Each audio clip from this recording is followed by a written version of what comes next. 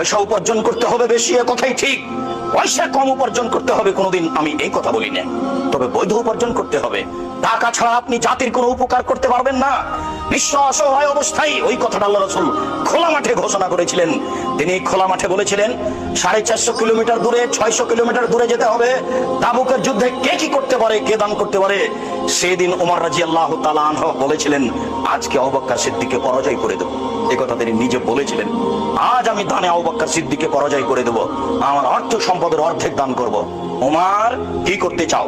ওমর বলছেন, আল্লাহর নবী, আমার অর্থ সম্পদের অর্ধেক দিয়ে দিলাম। বাড়ির জন্য কি রেখেছো? অর্ধেক রেখেছি। আবু বকর, এই কিন্তু আবু দাউদের সহিহ হাদিস। আবু বকর, তুমি কি করেছো? তখন আবু বকর সিদ্দিক রাদিয়াল্লাহু তাআলা বলছেন, আল্লাহর কসম, আল্লাহর নবী, আপনাকে আল্লাহকে বাড়িতে রেখে যা আছে সবই দিয়ে দিলাম। 10 টাকাও হবে না, ভ্যান ভাড়াও হবে না। কিন্তু তিনি যা বলেছেন, কিয়ামত পর্যন্ত তার কথাকে ডিঙ্গিয়ে কেউ যেতে পারবে না। তখন ওমর বললেন, আর যখন পরাজয় হয়ে গেলাম, জীবনে কোনোদিন আবু বকর সিদ্দিককে দান করে আর পরাজয় করতে পারবো না।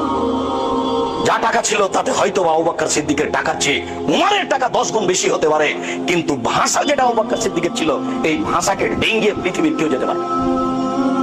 আবু বকর সিদ্দিক রাদিয়াল্লাহু তাআলার ভাষাটা ছিল, আপনাকে আর আল্লাহকে বাড়িতে ঘিরে সব দিয়ে দিলাম। তখন আল্লাহর নবী বলছেন, ওসমান, তুমি কি করছো? তখন উসমান রাদিয়াল্লাহু তাআলা বলছেন, এবার টাকা। উসমান রাদিয়াল্লাহু তাআলা বলছেন, আল্লাহর নবী, যত মানুষ তাবুকের যুদ্ধে যাবে সমস্ত মানুষের অর্ধেকের যাতায়াত খরচ, খাওয়া খরচ আমি দেব। এর নাম টাকা। আপনি ভাবতে পারবেন না, এদেশের সরকারকে যদি এখন বলা হয় রাজি হবে না।